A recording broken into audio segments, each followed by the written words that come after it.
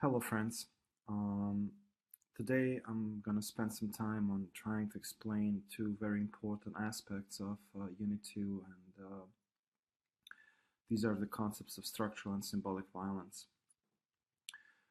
Um, when we think about violence, we always think about specific harm that is done to the victims. So the violence itself often is portrayed through its manifestation and impact that it has on the lives of other people.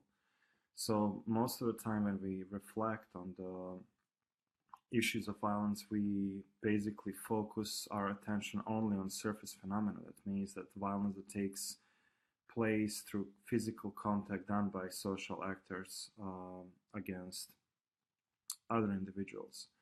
So when we talk about genocide, war, sexual assault, we always have this very specific causal connection between the perpetrator and the victim, where it's very easy to define what the actions and harm are in this specific sense. But in order to understand why these things occur and what actually fuels these harmful agencies is, I think it's important to understand these underlying social aspects that to some extent give intensity to acts that perpetrators actually do. So in this unit, we had chance to experience many different human rights violations, from the violence, from the very extreme accounts of violence like genocide and Holocaust and ongoing violence towards specific either gender or sexual minorities or ethnic and racial minorities and so on. So we have a pretty good grasp like what kind of physical evidence of violence exists. But in order to kind of round up this unit and understand these kind of hidden mechanisms that actually make perpetrators cause such harmful acts, I think it's something else is important. And I think today's class, today's lecture will help in this task. So, with no further ado, the theme of today's lecture is basically structural and symbolic violence. Um, it's important to understand these different concepts simply because understanding these underlying social, economic, and cultural aspects of our social reality help us actually understand why social actors behave in a specific way. So, if you could recall from all the readings and videos in regard to direct violence, that means like genocide, war, and every circumstance where the perpetrator causes direct harm to another human being, you could see that in the case of Second World War and the Holocaust, or case of Rwanda and Bosnia, there are always these kind of social and underlying features that create and sustain circumstances that motivate people and fuel people's hatred and animosity towards another social or ethnic group.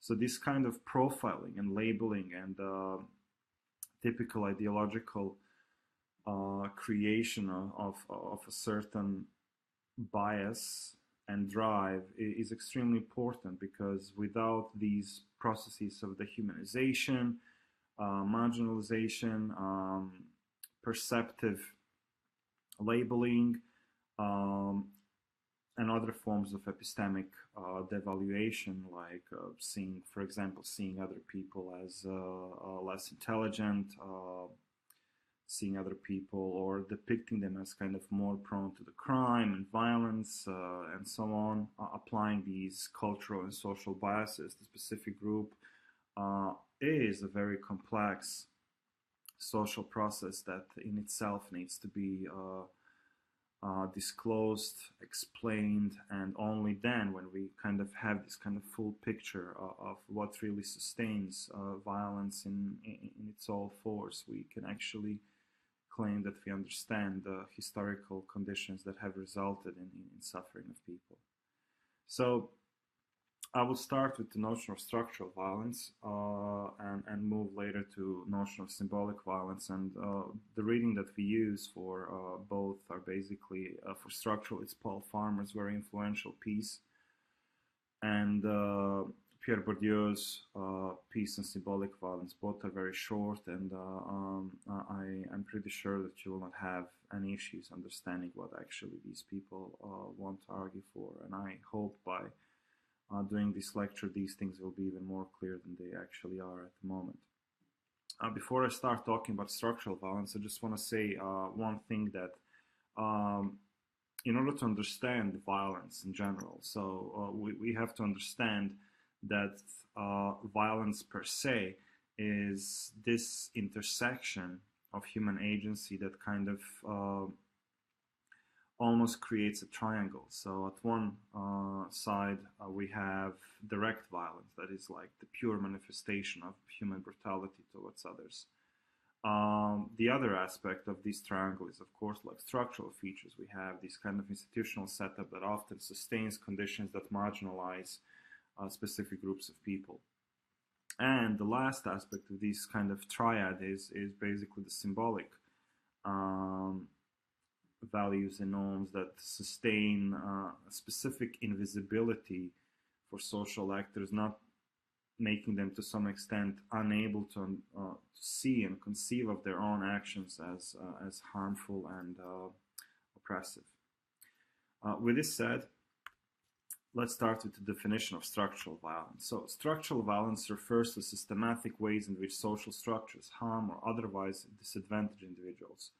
So here we have a specific situation where we not really talk about perpetrators, about individuals who are kind of causing the right harm, at least not directly. Rather, like we talk about the structural features of society or structural features at the work that to some extent lead towards harmful conduct or harm of specific groups of people. So, for example, when we talk about events like Hurricane Katrina or the recent hurricanes in like last fall, we could see that, for example, in the case of New Orleans, almost, well, more than a decade ago, we could see that the impact of this natural disaster was highest in the poor areas, where the preventive social institutions and measures that these institutions have actually put in place have completely failed, while the damage to wealthy neighborhoods was actually very minimal.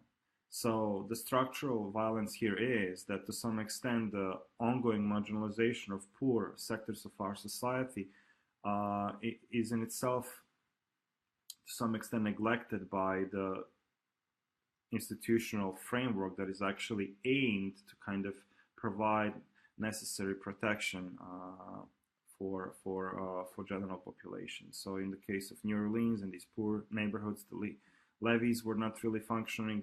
The city didn't really invest in infrastructure in those kind of the parts of the city, and in itself that has resulted in the vast damages and suffering of people living in these poor neighborhoods.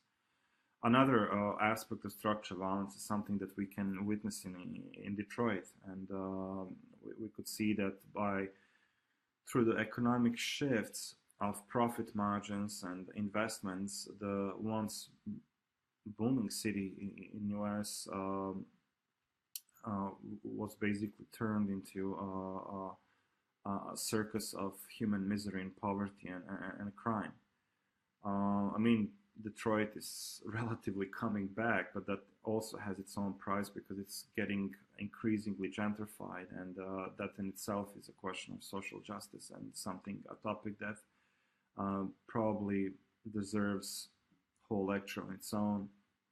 But for now, I think it's extremely important to understand that the conditions in Detroit at the moment and conditions in Detroit in past like a few decades are not cause of individual social actors, rather like that the global social players like the car industry and that in itself kind of creates and sustains these grids of social institutions and relations of power have, through their choices and interests and gains, have created an atmosphere and circumstances where actually people are deprived of basic means of subsistence. Once 2 million people city was basically stripped down to some point to 750,000. What in the history, in the recent history of United States, is a precedent. Another one from our own state that has gathered so much attention in the last few years is, of course, the water crisis in Flint.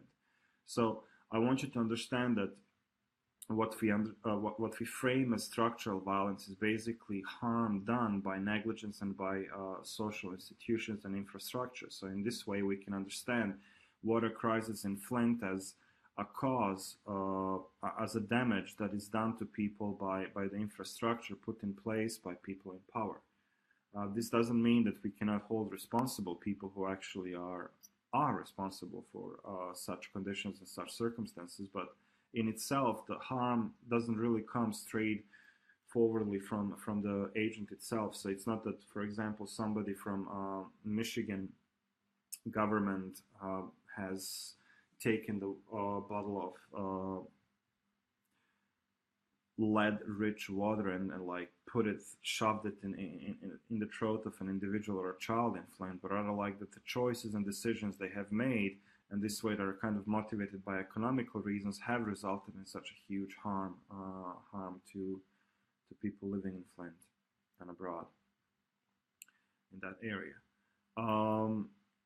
Finally, another example of structural violence that I want to kind of tackle here is, and you have already had a chance to kind of acquaint yourself with this concept, is poverty, but I'm going to talk about it more later.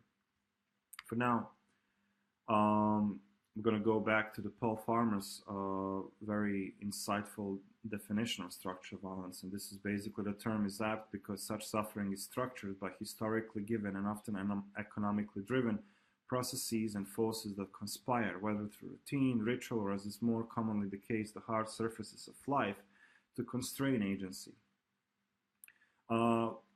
This basically highlights these very macro circumstances and conditions and mechanisms within society. So all of these examples that I have mentioned like a few minutes ago, they basically point at a specific underlying web of relations, either like grounded in economic sphere, or grounded in kind of more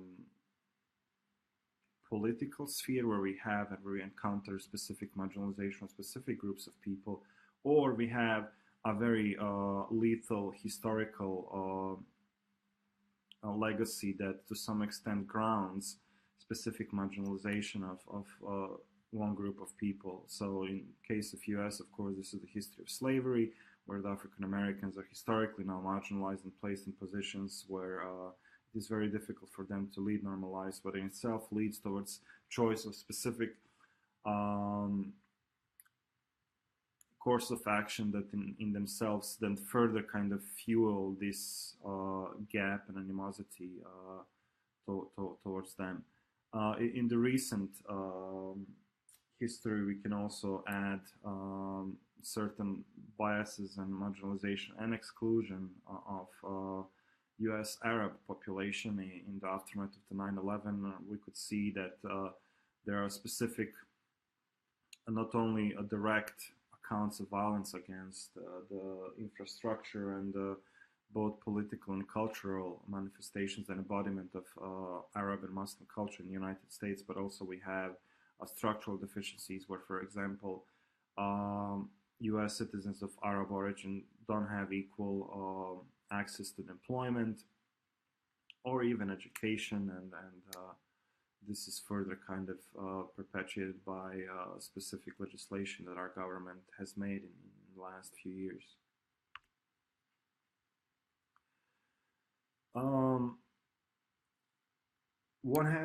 One has to understand that when we talk about structure of violence, we cannot really take it separately from these other accounts of violence that I have mentioned at the beginning. So it is very important to understand when one's culture does not allow them to see structural violence the way that those experiencing it actually may feel it.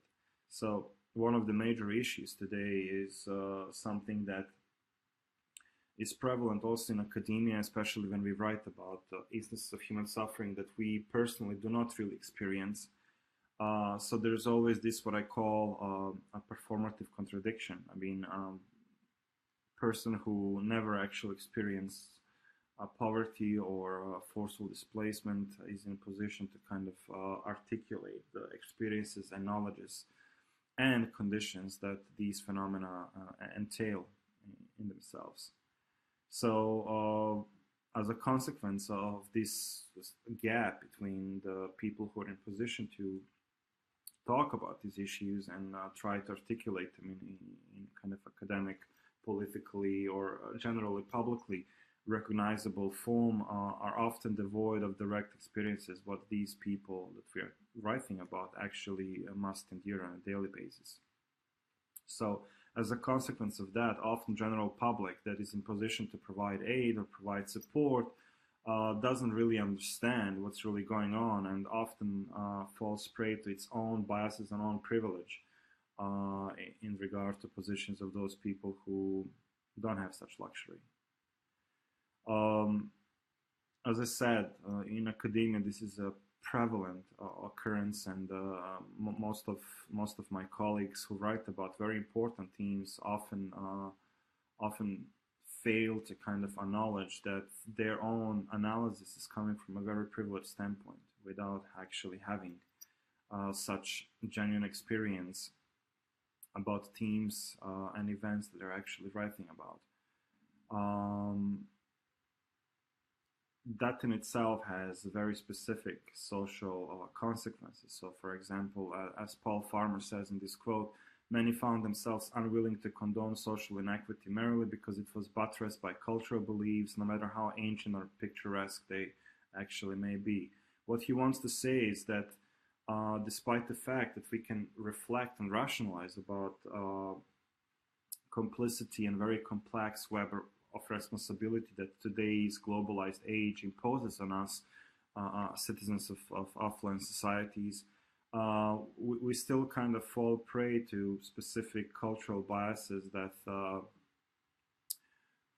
a phenomena like poverty, crime,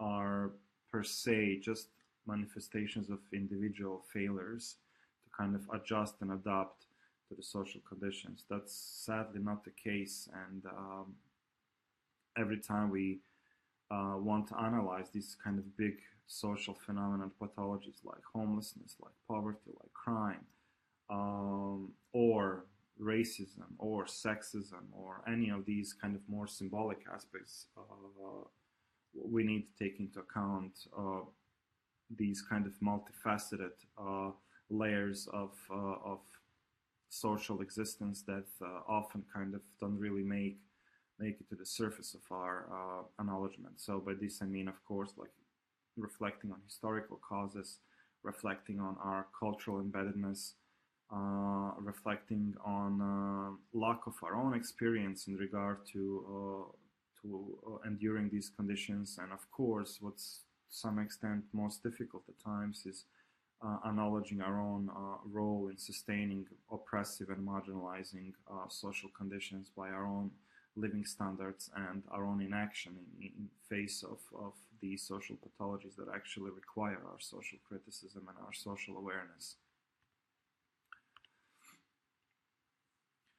So I already touched on this a moment ago. In order to understand the structural violence in its own complexity, it is important to consider the overlapping of various social axes. So different factors are weighted differentially at different times and in different settings. So at times we have an impact of certain cultural symbolic forces that kind of fuel injustice within society. I have already mentioned, for example, the history of slavery and racism has resulted in a huge gap and marginalization of African American community in United States. Also, the racism and historical events and historical profiling of in U.S. general public has led towards marginalization and to some extent exploitation of Hispanic community and immigrant community and so on and so on. Going back to these axes, I mean, you can see here that some of the most prevalent axes that kind of sustain um, structural violence and also symbolic violence are like notions of gender, notions of ethnicity, race, and socioeconomic status, of course. I mean, there are a few more that we can add here, and that's, for example, like sexual orientation, even not so much in U.S. but in other parts of the world, especially like in Balkans and Turkey, Greece, Serbia, Macedonia, Montenegro, and all these kind of complex geopolitical locations. One can also take political affiliation and religion as a very important aspect that fuels violence towards specific groups of people. When we talk about the origins of structural violence, we have to take that into account that violence never occurs in a vacuum. Violence is a complex phenomena that has a very complex and multifaceted social genesis. So that means that there have to be specific interaction of different social, historical, economic, political, and cultural axis of meaning that kind of interact, intertwine, and create circumstances where violent impact and violent conditions can actually take place and exist in their well, governance and harm towards specific groups of people within society. So going back to the origins of structural violence, of course, there's a notion of colonial rule, slavery, imperialism, militarism, corruption, world market, and the global economy. So these are, in my opinion, there are probably more, but these are what kind of comes to the forefront of my own reflection when I have to think about the existence of structural violence and also symbolic aspects of violence that we're going to talk in a few minutes. We have to understand also, and this has been already kind of mentioned in this lecture, is that the harmful impact is always sustained by social and cultural norms. So you have to take into account that when we talk about structural violence and we talk about this very hidden, subtle way how the structure marginalizes specific groups of people, this kind of marginalization is often manifested in a way that is for us taken as something that is normal, something that is natural, because these kind of social norms, cultural norms, norms that kind of guide publicity and the development of general public reason are to some extent a part of the problem itself. So to some extent, instead of highlighting the underlying issues that specific people within, for example, the US face on a daily basis, we try to kind of justify the structural inaction and indifference of institutions based on the fact that either we assign the blame on an individual basis or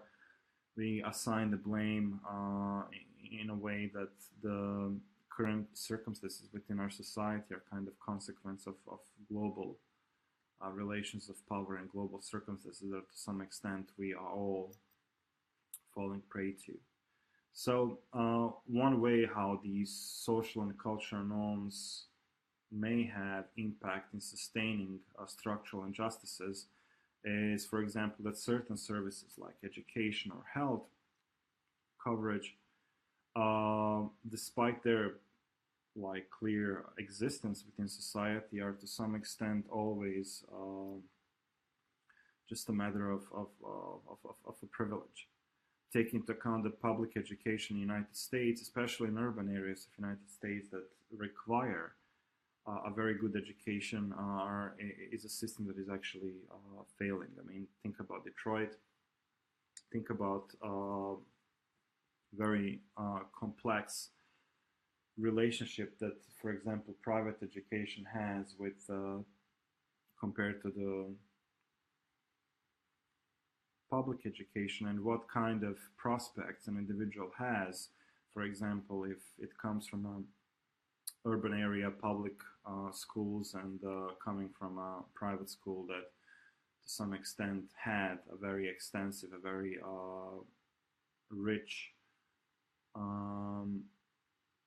set of services that have empowered these individuals in giving them a proper education, allowing them to have a starting point that will to some extent give them certain benefits in the future. That means that they will have access to better high schools, it means that they will have access to better colleges, or have access to colleges at all. And of course that kind of educational line in their lives creates then their competitiveness on a job or employment market, because without education, of course, that the range of jobs that you can actually be considered for, it's very small. So coming back to a phenomenon that I find as a clear manifestation of structural violence, that is actually poverty. I mean, we could see from the lectures from Thomas Poge and some other aspects that we have mentioned throughout previous lectures, that poverty is in itself a very multifaceted phenomenon. It is sustained by multifaceted relations of power within society and globally, and also kind of impacts different segments of human life. I mean, poverty doesn't only mean lack of money. Poverty means that lack of access to proper education, lack of access to medical protection services, lack of access to some decent level of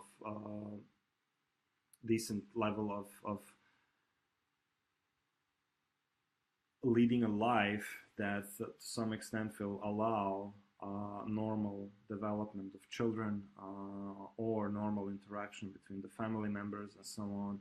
So taking all these things into account, we have to understand that poverty is rarely, if not almost never, a consequence of individual choices that a person actually makes. Of course, we can always highlight a specific set of choices that an individual has made that has led to a very difficult position that individual may be, but for the most part, poverty is never a choice. It's always, to some extent, a set of condition or a very lethal social context that individuals are actually placed into. I mean, take into account, does a child growing up in poverty had any kind of saying in circumstances that she or he must endure on a daily basis? No.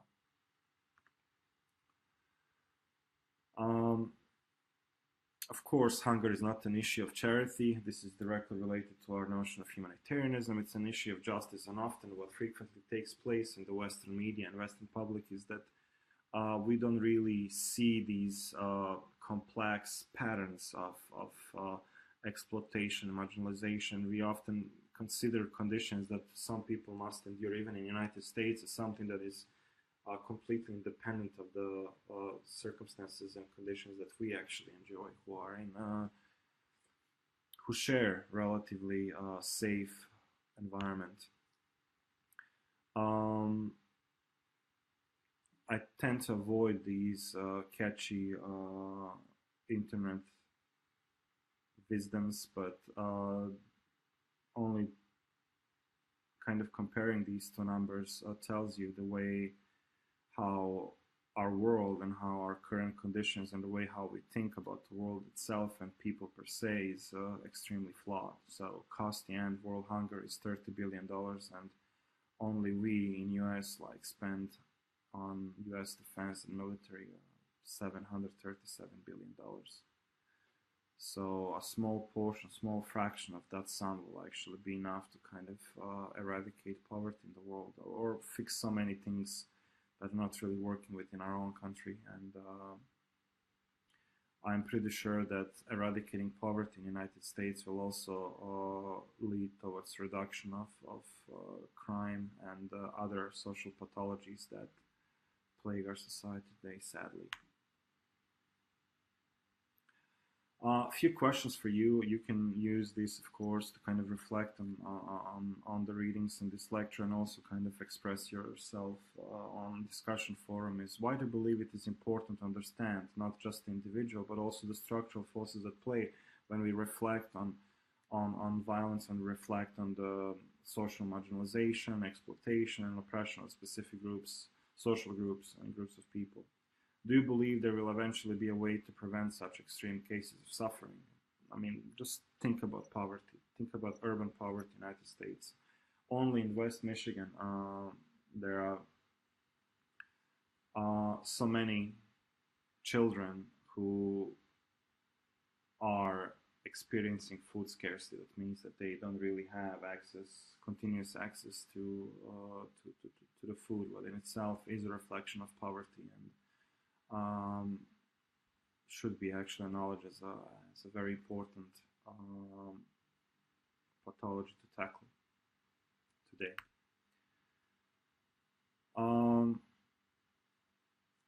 One thing that I have tried to kind of convey in previous lectures, especially when we talk about humanitarianism, is that sadly most of our encounters with the human suffering is through statistics, graphs, public imagery like photographs, videos, and so on, that in itself to some extent takes away a full understanding of these conditions and our own role in sustaining them. So I think why this kind of notion of structural balance is so important for today's social analysis, because it helps us identify the forces working together to promote suffering and sustain suffering in its social forms, like racism, poverty, sexism, and so on and so on.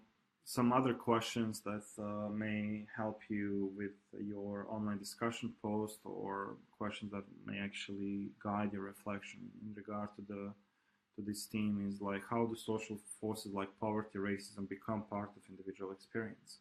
I mean, take into account that how these oppressive norms are conveyed and sustained through within society is, at one hand, by institutions, but most importantly is by the actions, that is agency of individuals.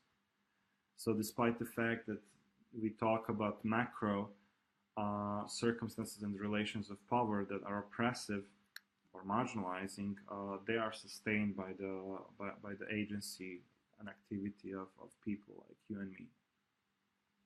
And I think it is very important to understand what has made a German citizen create something, or not to some extent condemn something like Holocaust. What has created circumstance where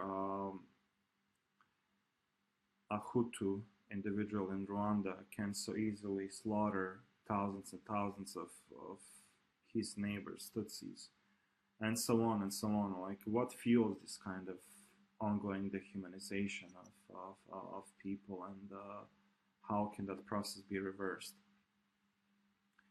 Also, you have to be aware that when we reflect on these social injustices, we can easily identify that there are certain group of individuals that are kind of more at risk for suffering than others, and this in itself is not an accident. It is a consequence of a very complex and deep historical mechanisms, events, choices that people in power have made, and it's never an accident.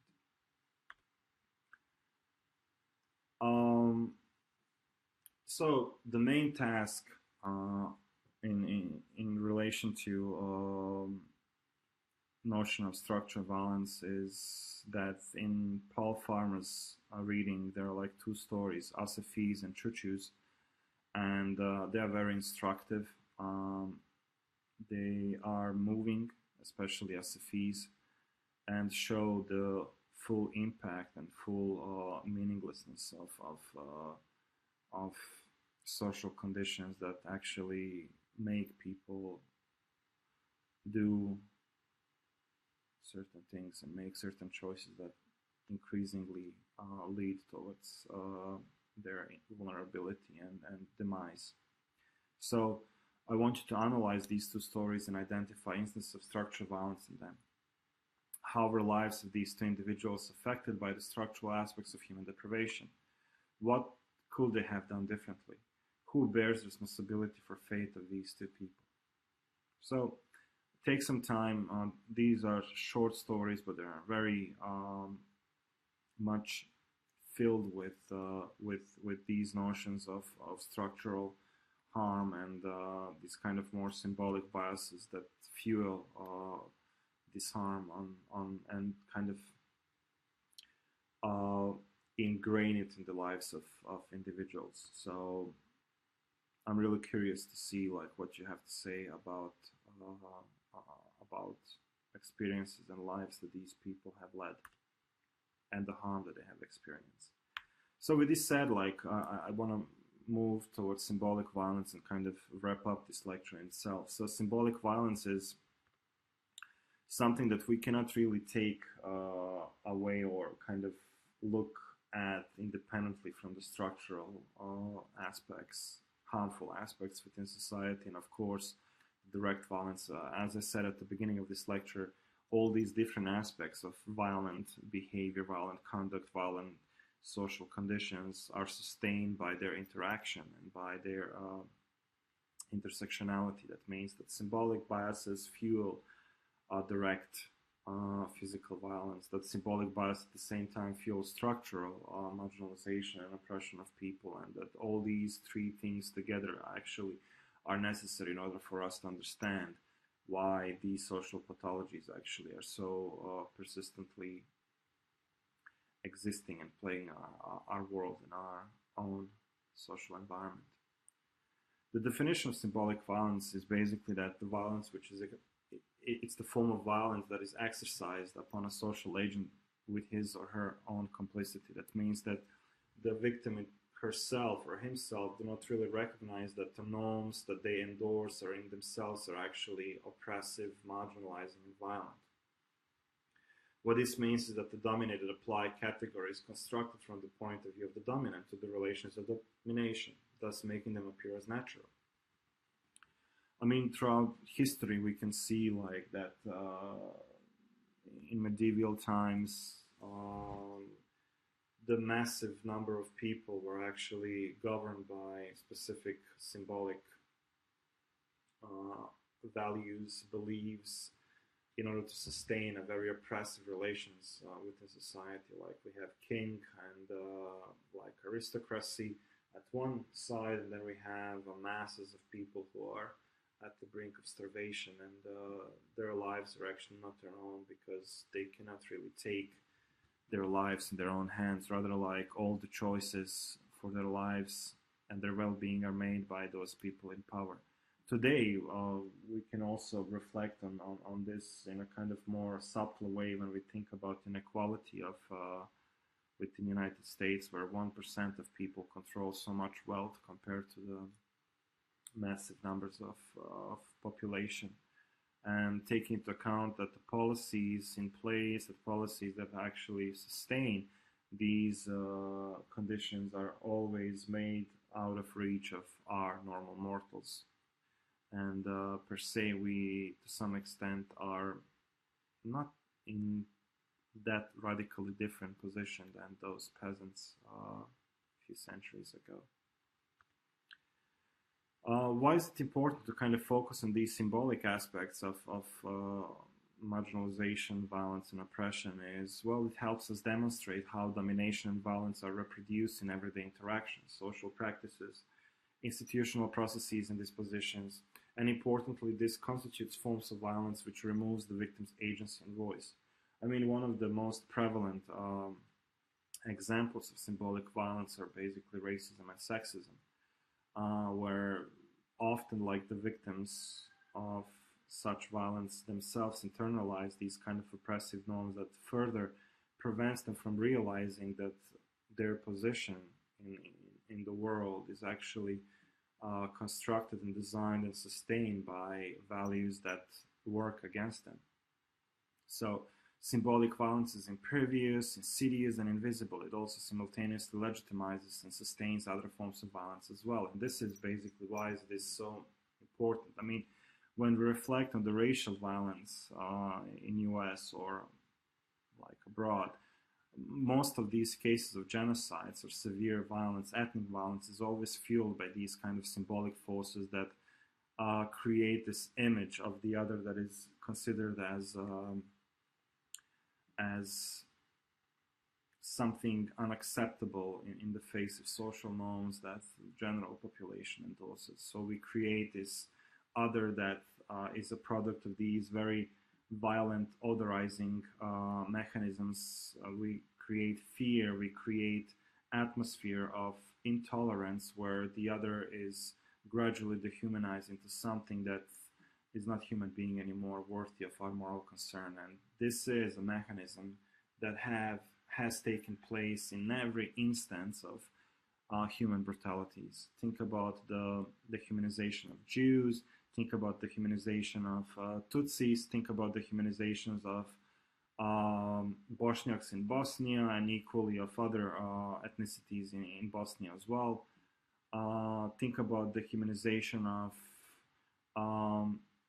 Muslim population in the United States, about applying specific social labels on specific groups of people, especially African Americans, and think how the symbolic aspect actually sustains social conditions that further marginalizes existence of these people and their impact on the social well-being of the states and nations that they actually are part of. The main rationale in why we actually try to understand these insidious social mechanisms is that to some extent we want to disclose what is actually deeply hidden within society. By doing this, we actually understand then the mechanisms that sustain these social pathologies, and by understanding this and having this knowledge, we are actually in position to do something about it. Now, I don't want that this seems so naive that suddenly the knowledge of these conditions will immediately kind of move public in changing something. Especially why these symbolic aspects are so important to be aware of is because often they prevent us, despite the knowledge that we have about these conditions, to do something about them. Because our own cultural, political, religious norms and values prevent us to see others as human beings who are worthy moral concern, who are worthy of our attention and help. And often this kind of cultural embeddedness and situatedness that we all have is the major enemy in actually acquiring a social agency that is that will in itself be an engine of social change and improvement and empowerment, rather than actually being a social force that actually further sustains conditions that in themselves marginalized specific social groups within our society. Because Bourdieu talks about gender violence, a specific aspect of symbolic violence, I just want to kind of mention a few aspects of it that are kind of important for us to understand. I mean, we are aware that this kind of masculine domination is a prime example of symbolic violence, the kind of gentle, invisible, pervasive violence exercised through the everyday practices of social life. Some of the features, how is this reflected, is of course by the the public values that are imposed on specific social actors, like in this case by women, like having specific body image, having specific view of their own capacity in kind of living their lives. That means that the choice of profession, choice of living styles, and so on are determined by the general masculine dominated culture, what in itself is extremely wrong. There are certain gender binaries that are very lethal and very unhelpful in sustaining social cohesion.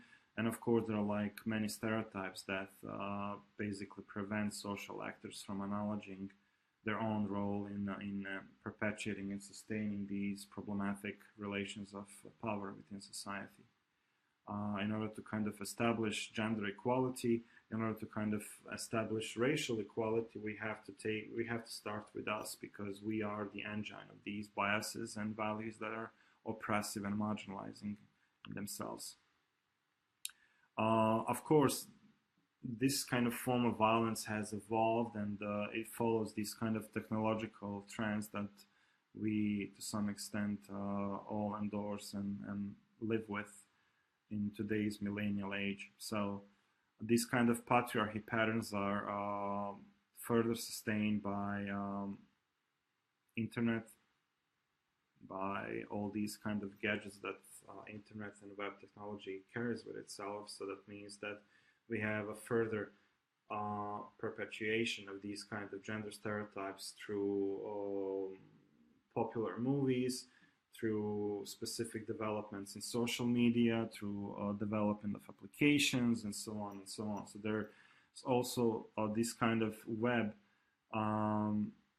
sphere allows other ways of kind of controlling and managing and exercising violence against victims, in this sense, like racial minorities, sexual minorities, and women per se. So using the social network for control of your partner, password controls, digital misogyny, misogynist trolls, hate mails, report webs, Twitter, Facebook apps and others, period apps, makeup apps, fashion bloggers, and so on, that sustain these kind of images that are to some extent oppressive. And why you can identify these forces as oppressive is because there's no equality, that the same expectations are actually not placed on the other side of the equation, in the sense men. This, of course, falling prey to generalization, because I do think that also men fall prey to these symbolic patterns of oppression, but by far not in the same intensity and severity like it falls on women. So every aspect of female experience is now objectified by media and web social outlets.